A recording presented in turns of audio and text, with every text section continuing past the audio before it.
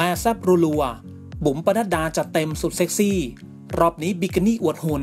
โชว์ผิวริมทะเลเป็นคุณแม่สุดสตรองและแซ่บมากๆครับสำหรับอดีตนางสาวไทยและพิธีกรมากความสามารถอย่างบุ๋มปนัดดาวงผู้ดีครับซึ่งตั้งแต่เป็นโสดก็ยิ่งสวยและดูดีมากยิ่งขึ้นเห็นได้จากรูปร่างที่เพียวมากกว่าแต่ก่อนที่สาวบุ๋มปนัดดานะครับจัดเต็มอีกรอบโดยโพสต์มาในชุดวันพีซสุดเซ็กซี่อวดหุ่นเซ็กซี่ที่ไม่มีใครได้เห็นกันบ่อยๆก่อนหน้านี้ครับจัดทริปดำน้ำที่อียิปต์พร้อมแคปชั่นยั่วๆว่าร้อนแรงกว่าแดดก็แม่นี่แหละถึงจะแซ่บไม่มากแต่พอซีดได้เอวแม่เริ่มมาแล้วล่าสุดนั้นครับบุ๋มปนัดดาครับยังโพสต์แซ่บแบบรัวๆในชุดบิกินี่สีเงินครับบนเรือกลางทะเลพร้อมแคปชั่นว่าผิวสีนี้ชอบไหมคะสวิมมิ่งสูทงานนี้ครับทำเอาพี่น้องและเพื่อนๆในวงการต่างเข้ามาคอมเมนต์แซวว่า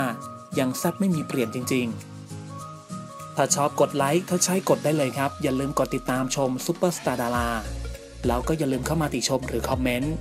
มาร่วมแชร์ร่วมแสดงความคิดเห็นกันได้เลยนะครับที่สำคัญครับต้องขอกราบขอบพระคุณทุกท่านมากๆด้วยนะครับ